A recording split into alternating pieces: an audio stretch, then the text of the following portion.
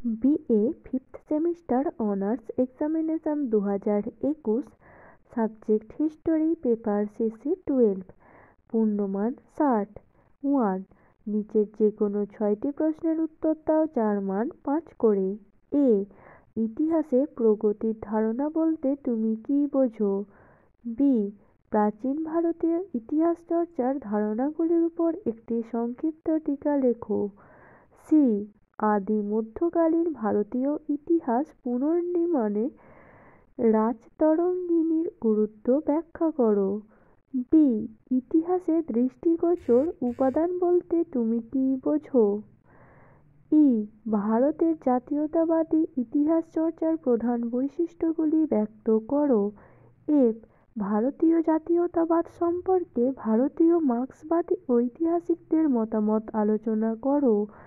জি. ইতিহাস রচনার মধ্যে বস্তুনিষ্ঠতা কতদূর সম্ভব? এইচ. কিভাবে ইতিহাস সাহিত্যের সাথে সম্পর্কযুক্ত? 2. নিচের যে কোনো 3টি প্রশ্নের উত্তর দাও যার মান 10 করে। এ. নিম্নবর্গীয় ইতিহাস চর্চার গুরুত্বপূর্ণ বৈশিষ্ট্যগুলি আলোচনা করো।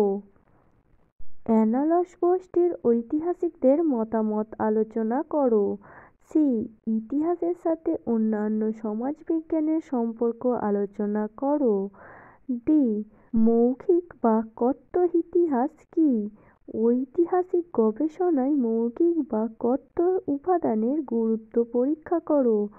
ই. সংক্ষিপ্ত টিকা লেখো। এ. পাদটীকা, বি. প্রান্তটীকা, C. Johann Gottfried Herder, D. Jadunath Sarkar. যদি তোমাদের আরও অন্য কোনো সেমিস্টারের কোয়েশ্চেন পেপার দরকার হয় তাহলে আমাদের কমেন্টের মাধ্যমে জানাতে পারো।